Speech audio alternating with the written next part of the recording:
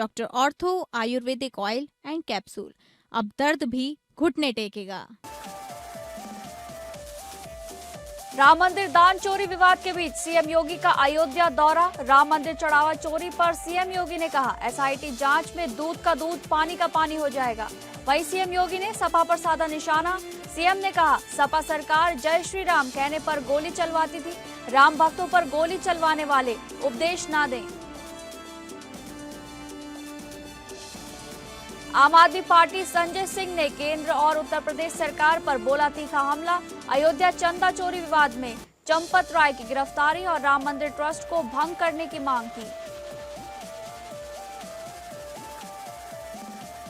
ओम प्रकाश राजभर के सपा में टूट वाले बयान पर सपा के पूर्व सांसद डॉक्टर एसटी हसन का पलटवार। कहा, राजभर के बयानों को ज्यादा सीरियसली लेने की जरूरत नहीं, सपा से कोई भी टूट कर कहीं नहीं जा रहा। समाजवादी पार्टी में सिद्धांतवादी लोग।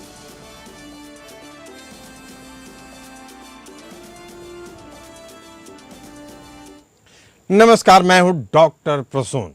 चढ़ावे और चंदे में बवाल के बीच अयोध्या के श्री राम मंदिर जन्मभूमि तीर्थ क्षेत्र ट्रस्ट में फेरबदल की अटकलें देश की राजनीतिक और धार्मिक गलियारों में सबसे बड़े चर्चा का विषय बनी हुई हैं। जून 2026 में उत्तर प्रदेश के मुख्यमंत्री योगी आदित्यनाथ की अयोध्या यात्रा और ट्रस्ट के अधिकारियों के साथ बंद कमरे में हुई बैठक ने इन कयासों को और हवा दे दी है। आपको बता दें कि मामला उस समय गरमाया जब मंदिर के पूर्व मुख्य लेखा अधिकारी महिपाल सिंह ने आरोप लगाया कि दान और चंदे की राशि की गिनती में पारदर्शिता की कमी है और इसे छुपाने के लिए सीसीटीवी फुटेज से छेड़छाड़ की गई। श्री राम मंदिर चढ़ावा विवाद बढ़ने और एक कर्मचारी के पास से करीब 10 लाख कैश बरामद होने के बाद ट्रस्ट ने खुद मुख्यमंत्री योगी आदित्यनाथ से निष्पक्ष जांच की मांग की। इसके बाद 13 जून 2026 को सरकार ने 3 सदस्यीय विशेष जांच दल यानी एसआईटी का गठन किया, जिसका नेतृत्व लखनऊ के मंडलायुक्त विजय विश्वास पंत कर रहे हैं। इस कमेटी में आईपीएस किरण एस और वित्त सचिव नील रतन भी शामिल हैं। वहीं सीएम योगी के अयोध्या दौरे के दौरान ट्रस्ट के महासचिव चंपत राय को मुख्यमंत्री की अगवानी करने वाले आधिकारिक प्रोटोकॉल से दूर रहने को कहा गया। चूंकि चंपत राय खुद जांच के दायरे में है, प्रशासनिक जवाबदेही के तहत आते हैं, इसीलिए सरकार ने जांच पूरी होने तक उनसे एक स्पष्ट दूरी बनाई है, जो एक बड़ा संदेश है। इन सबके बीच सीएम योगी आदित्यनाथ ने कहा कि हमने ट्रस्ट की मांग पर एसआईटी बनवाई और अब सनातनियों को अयोध्या का अपमान करने वालों से सावधान रहना चाहिए। योगी ने कहा कि समाजवादी पार्टी जय श्री राम कहने वालों पर गोली चलवाती थी, लेकिन हमारी सरकार में दूध का दूध और पानी का पानी होगा।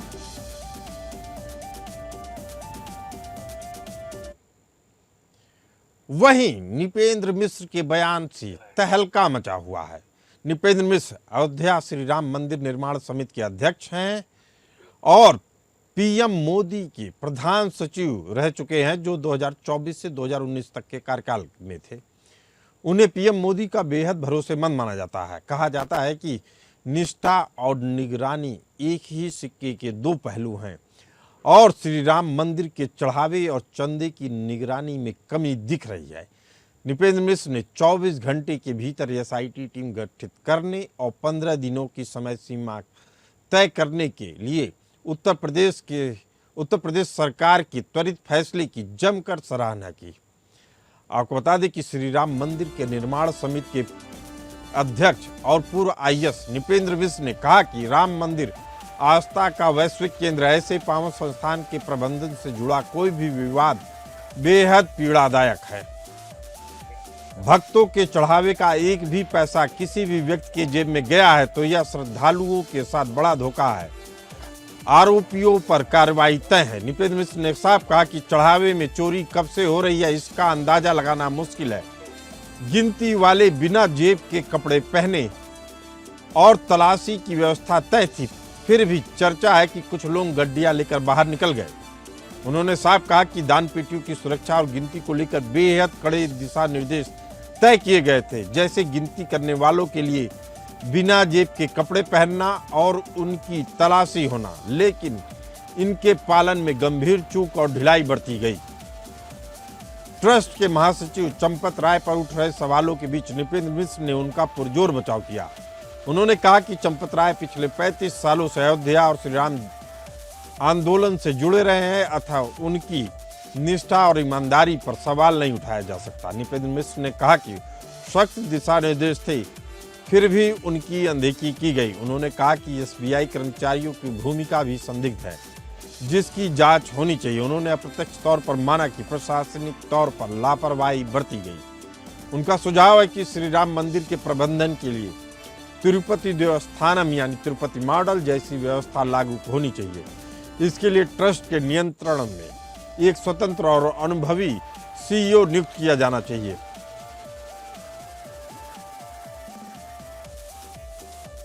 आपको बता दें कि फिलहाल श्री राम मंदिर ट्रस्ट के वैधानिक रूप जो केंद्र द्वारा अधिसूचित है वो पूरी तरह से भंग नहीं किया जा सकता है, लेकिन चंपत राय सहित कुछ वर्तमान पदाधिकारियों के अधिकारों में कटौती हो सकती है और इसके बाद एक नए सरकारी प्रशासनिक विंग यानी सीईओ वाली व्यवस्था की एंट्री की अटकलें हैं, जो अब लग रहा है कि 100% सच होती दिख रही हैं। आपको बता दें कि इसी मुद्दे पर चर्चा करने के लिए हमारे साथ मौजूद हैं संतोष दुबे जी, संस्थापक अध्यक्ष धर्म सेना, विनय Rai ji, managing editor APN news, और स्वामी अरविंद नागर, धर्मगुरु। पहला सवाल संतोष दुबे जी आप ही से है कि जिस तरह की बातें आ रही हैं कि एसआईटी की जांच समिति की प्राथमिक रिपोर्ट आ चुकी है, उसमें बताया जा रहा है कि शुरुआती तौर पे एक साफ है कि इसमें घोटाले की बातें निकल के आई हैं। क्या आप इस जांच से संतुष्ट हैं? संतोष दुबे जी, आवाज आ रही है आपको हमारी? नहीं, फिर से बताइए, आवाज नहीं आ रही है। नृपेंद्र मिश्र जी ने कहा है कि घोटाला हुआ है, ये अभी तक की जांच से लगभग कंफर्म हो रहा है, लेकिन इसके बाद ये भी उन्होंने कहा कि चंपत राय जी की भूमिका पे संदेह नहीं किया जा सकता है। आप क्या इस तरह की टिप्पणियों से संतुष्ट हैं? नहीं, मैं बिल्कुल संतुष्ट नहीं हूं और न नृपेंद्र मिश्रा से संतुष्ट हूं। नृपेंद्र मिश्रा ने हम पर गोली चलवाई, उनकी चौधराहट और उनकी सलाह और उनकी नेक नियति हमें स्वीकार नहीं है। वो कारसेवकों के हत्यारे हैं और डायर के भाई कायर से हमें कोई लेना देना नहीं है। उन्होंने हमारा सीना छलनी किया है, हमारे साथियों की हत्या की है, निहत्थे लोगों पर गोली चलवाई है। वो मुलायम सिंह के चेले हैं, वही चलाई करें उसी वंश और परंपरा की। मैं अपने दर्शकों को बता दूं कि संतोष दुबे जी वह शख्स हैं जिन्होंने इस ट्रस्ट में हो रहे गड़बड़ी के बारे में सबसे पहले उल्लेख करने वाले व्यक्तियों में शामिल रहे। उन्होंने बताया कि कैसे जो चढ़ावा आ रहा था 1989 से घोटाला शुरू हुआ है, जिसकी बात नृपेंद्र मिश्र भी कर रहे हैं। आपको बता दें संतोष दुबे जी कि एसआईटी ने दान कक्ष के सीसीटीवी फुटेज और डीवीआर को अपने कब्जे में लिया और माना कि कैमरों के एंगल बदले गए थे। फुटेज में टाइम गैप की बात आई है सामने और पूर्व लेखाधिकारी महिपाल सिंह के इन दावों को बल मिला है कि सबूतों के साथ जानबूझकर छेड़छाड़ की गई है। इसके लिए दोषी कौन है संतोष दुबे जी? ये देखिए, दोषी इसमें चंपत राय, अनिल मिश्रा, इन्नू यादव और गोपाल राव ने।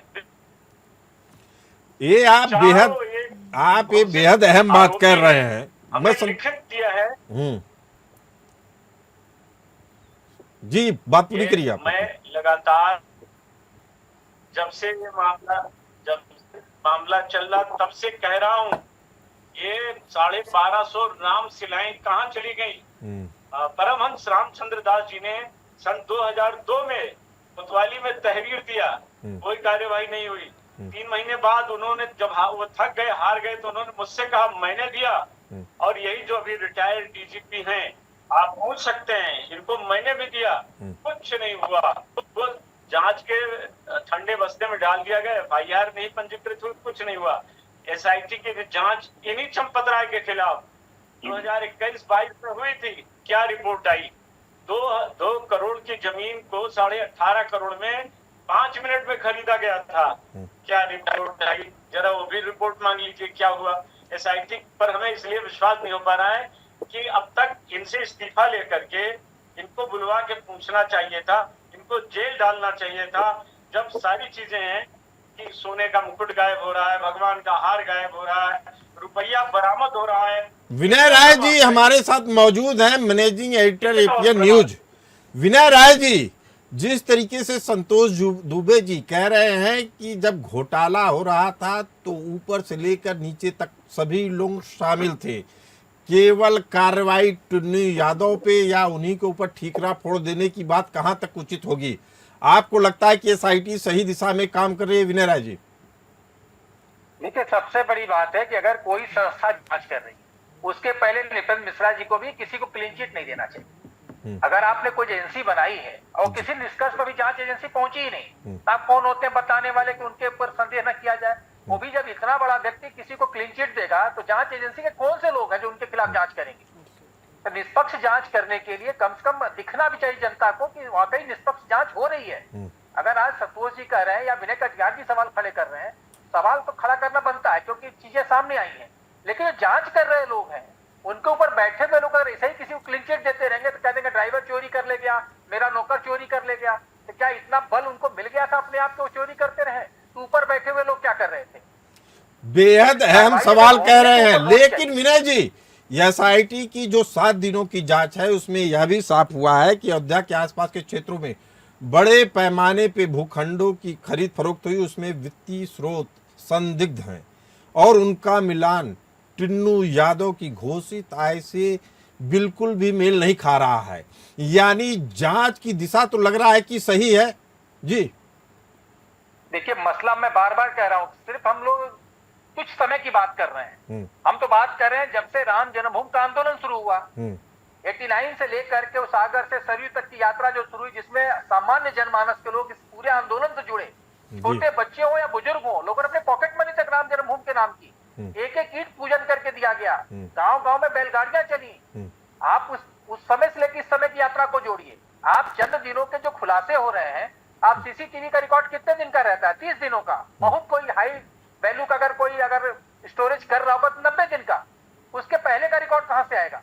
आप संदेह के आधार पर किसी को उठाएंगे, किसी को नाप देंगे, किसी को जेल भेज देंगे, उससे बात नहीं बनेगी।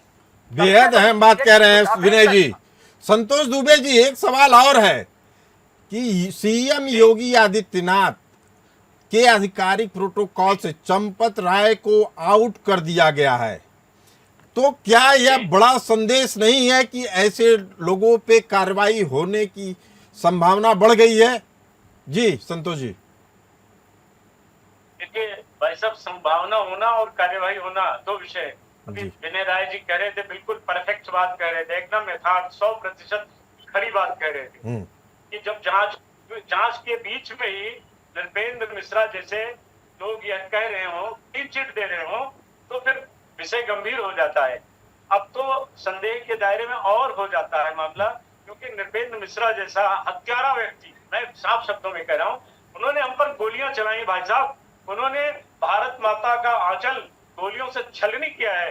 क्या अधिकार बनता है उस व्यक्ति को अयोध्या में इस ट्रस्ट में रहने का? चलिए, स्वामी अरविंद नागर जी हमारे साथ मौजूद। अरविंद नागर जी, कहा जा रहा है कि जो गड़बड़ियों की बात सामने आ रही है, योगी आदित्यनाथ भले से कड़ी कार्रवाई कर रहे हैं, SIT जांच करवा रहे हैं, लेकिन इस जांच के बाद तो इतना तो तय हो गया है कि अब अयोध्या में श्री राम मंदिर ट्रस्ट में काशी विश्वनाथ की तर्ज पर अब CEO नियुक्त हो जाएगा। क्या मंदिर ट्रस्ट में धर्माचार्यों की जगह CEO की नियुक्ति को आप उचित मानते हैं? नमस्कार। पहले तो मर्यादा पुरुषोत्तम भगवान श्री राम को नमन करते हुए श्री रामचंद्र चरणों मनसा स्मरामि, श्री रामचंद्र चरणों वत्सा गृणामि, श्री रामचंद्र चरणों शीर्षा नमामि, श्री रामचंद्र चरणों शरणम प्रपद्ये। ऐसा है प्रसून जी, मैं संतोष जी को भी सुन रहा हूँ, विनय जी को भी सुन रहा हूँ, विनय जी को तो तीसरी चौथी बार सुन रहा हूँ जी। राम जी के समय में इतने बड़े ज्ञानी, जब रावण का नाश हो गया, उसका अहंकार नहीं चला, उसकी चोरी नहीं चली, उसका कपट नहीं चला, तो इस डिबेट में मैं इतना ही कहना चाहूंगा संक्षिप्त में कि राम जी वहां स्वयं साक्षात बैठे हुए हैं, तो जो भी चोर, कपटी, उद्दंड जो भी है, और जो अभी संतोष जी ने कहा गोलियों वाली घटना, तो पूरे देश से कुछ छुपा हुआ नहीं है। तो राम जी वहां पर न्याय करेंगे, साथ में हनुमान जी सोठा लेके बैठे हैं, चाहे वो नृपेंद्र मिश्र जी हो, चाहे वो चंपत राय जी हो, चाहे XYZ हो, न्याय तो मिलकर रहेगा।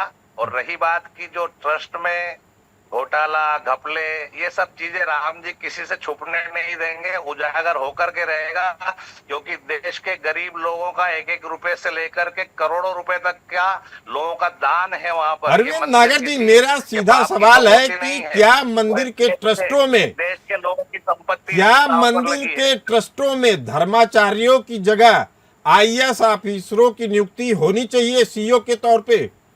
जी।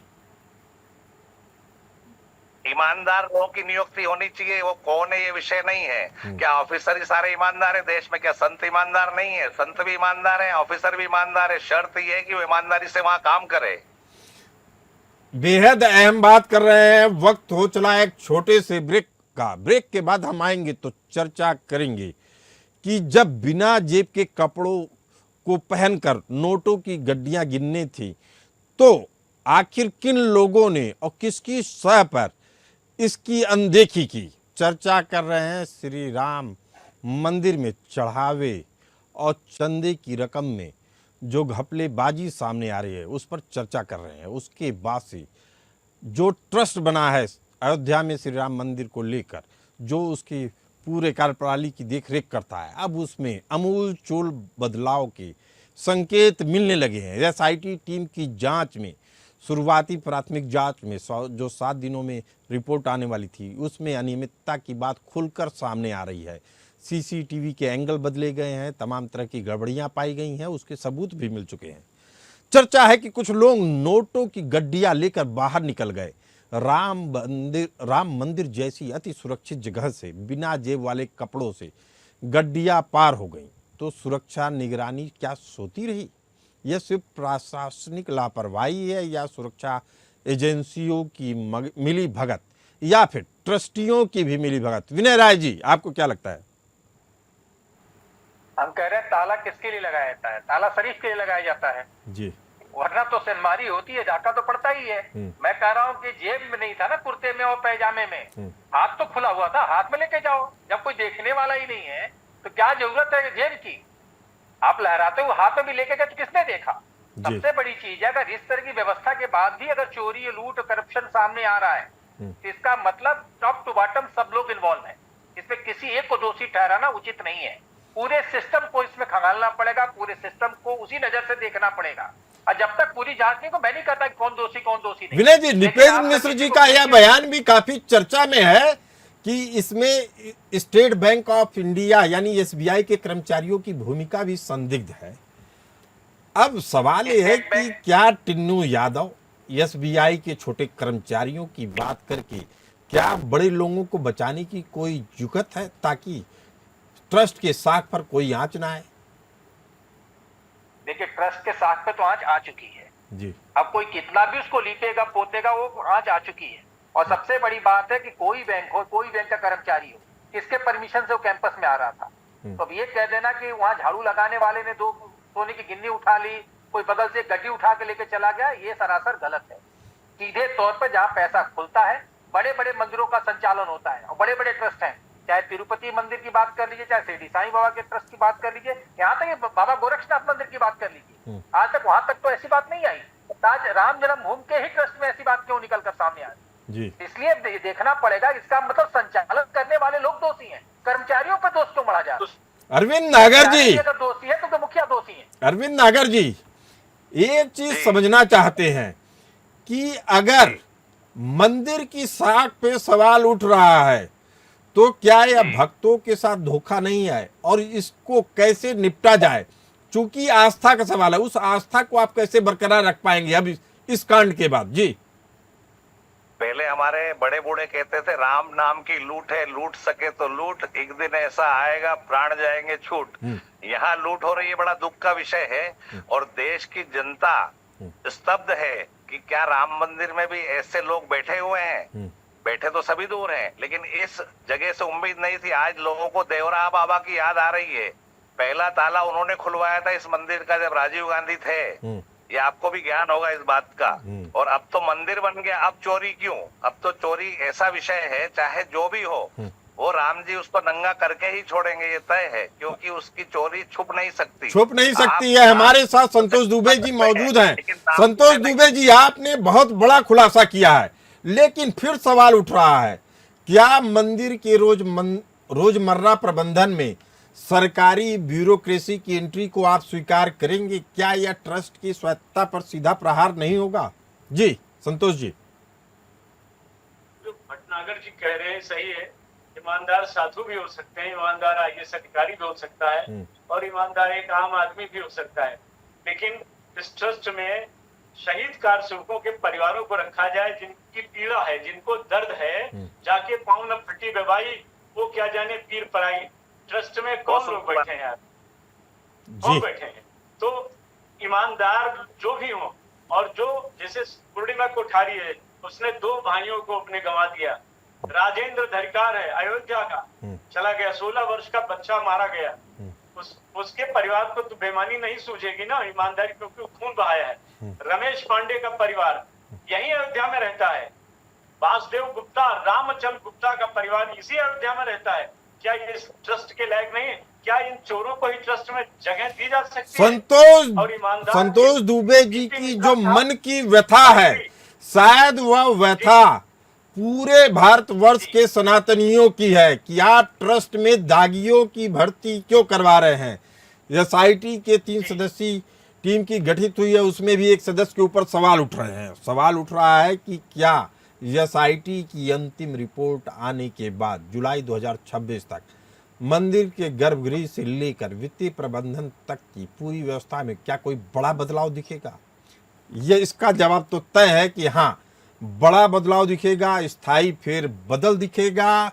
और यह भरोसा इसलिए है चूंकि योगी और मोदी हैं।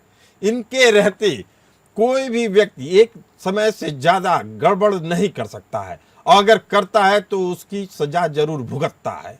आप सभी मेहमान इस खास चर्चा में आप सबका बहुत बहुत धन्यवाद। फिलहाल इस चर्चा में इतना ही, हमें दीजिए इजाजत। नमस्कार।